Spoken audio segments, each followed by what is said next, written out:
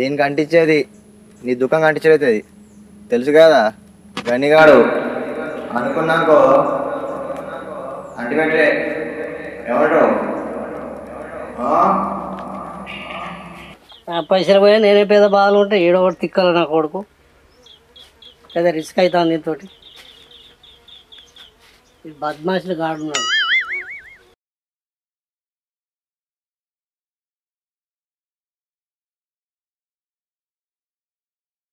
పైసలు పోయా నేనే పేద బాధలు ఉంటే ఏడో ఒకటి తిక్కాలి నా కొడుకు. పెద్ద రిస్క్ అవుతుంది దీంతో. బద్మాషులు గాడున్నాడు.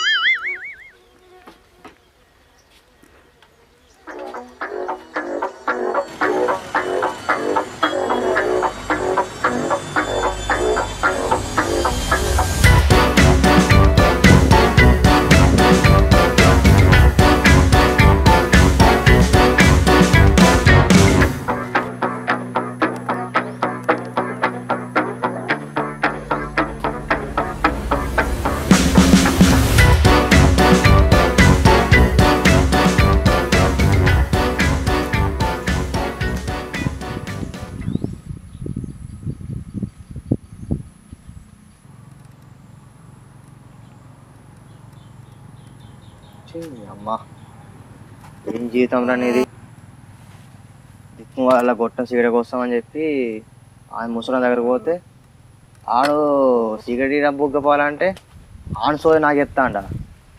అమ్మా ఆ 30,000 స్టోరీ నాకేం చెప్తాను అసలు. ఏదో ఉంటే ఆ కొడుకును ఆడు చూసుకోవాలి కానీ నాకేం పని. నేను పోయింది ఒక పని కాడే నాకు ఇంకా పని చెప్తా అన్నాడు.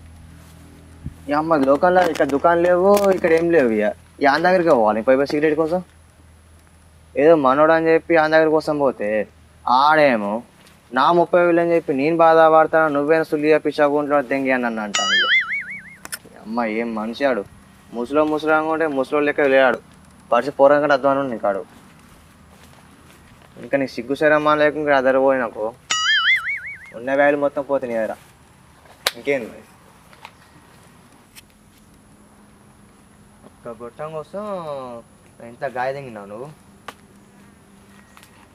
అమ్మా ఏంటో తెలుసు కదా, గొట్టం నీ దుకాణం పట్టుకొచ్చింది కాదు, నువ్వు అని చెప్పి బయట తెచ్చుకున్న దుకాణం ఇది అర్థమైందా. ఇంకా తూరు షాప్కి వచ్చినప్పుడు గొట్టమైనా పియ్యపోయినాకో ఈసారి ఉండేది దీనికి అంటించేది నీ దుఃఖం అంటించేది తెలుసు కదా. గనిగాడు అనుకున్నాకో అంటిపెట్టే ఎవరు